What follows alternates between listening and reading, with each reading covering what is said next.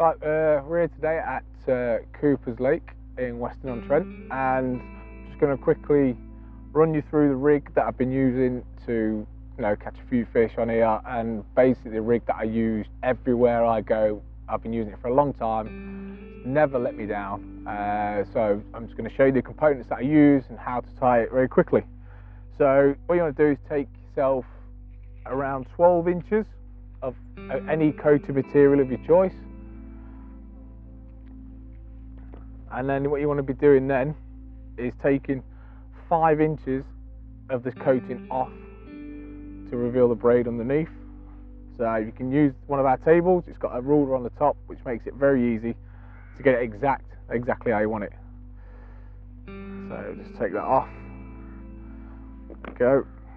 And then just literally a very small overhand loop for your hair.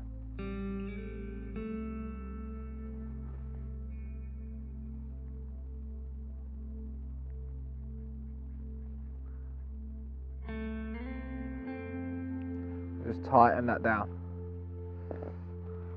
and just snip off a small tag end.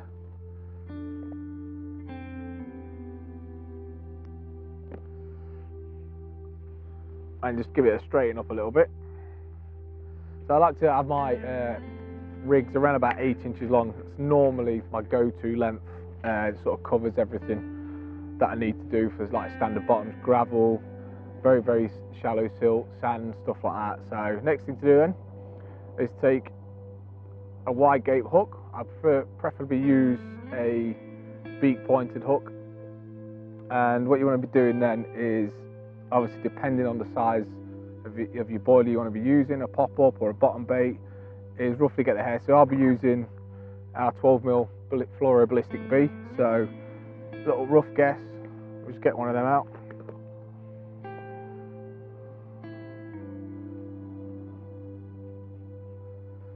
And sort of pinch it between your finger and your thumb there. And I like the hair to exit off the back of the shank level with the point. So looking at that, that'll be about right.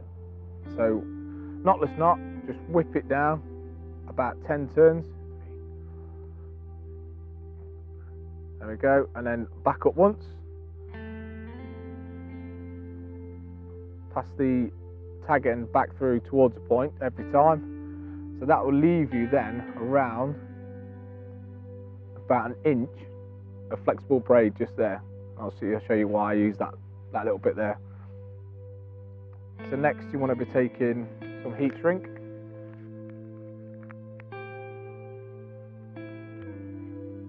And I'll be cutting off, I normally use around about, that's the same, about 1 inch of that as well. Just seem quite long, but you'll see why in a minute. The alarm's going off. So thread that on and right the way down, so you then have the shrink tube level with the barb. So as you can see, just like that. And what I like to do then, obviously get your kettle on.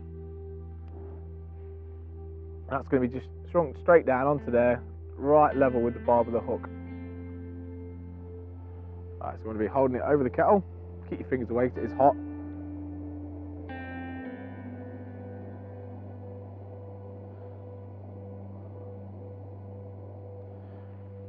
Right, so when I shrink it down, I don't give it an aggressive angle like some people do. I let it just naturally sit away from where the eye is pointed across. So that will sit just like that. Natural curve just extends the shank of the hook. And then next thing for me to do then is to tie an overhand loop, not at the other end. And normally I say I have them at about 8 inches long. So quick figure of 8 on the end.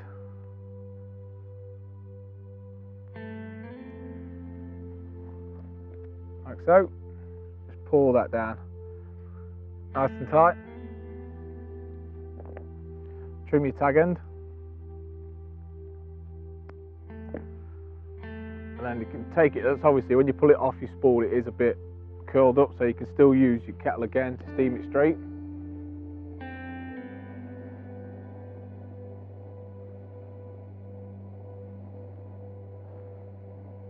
like that. Right, so what we need to do now is take an anti-tangle sleeve, thread your anti-tangle sleeve on first, and I like to use these, just helps with the aid of pushing the rig away. The next thing to do is to tie an overhand, well, a figure of 8 loop knot, get that put in. You don't need to make it too long, the loop. Yeah, nice and tight. See there, it's only a small loop because I'm going to be fishing a quick change loop on my leg clip, so it just makes it easier to take them on and off, changing the rigs. So trim the tag end and just slide up your anti-tangle sleeve, just slide the knot into there, so as you can see it just slides into the top of that and sits all nice and neat, and that'll keep that out straight. Because we're fishing a pop-up, what I need to now get the pop-up on. I can show you how this will eventually look all finished. I like to use the 12 mils this time of year. It's especially on smaller lakes and like high stock.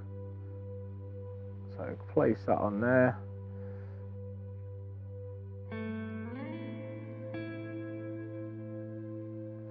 So just trim off one of the stops like so. So as you can see, you've got a nice 5 mil gap between the hook and the boilie to move. And then next thing to do is just to put on a weight to counterbalance the pop-up. You can use any weights you want, a split shot or anything like that. I like to use these ones, the quick change ones. Just makes it easier. Here's the finished rig. Works perfect as a pop-up rig, bottom bait rig, or as a wafter or anything like that. So go and get the bits, give it a try, tie it up, and I hope you catch some fish on it.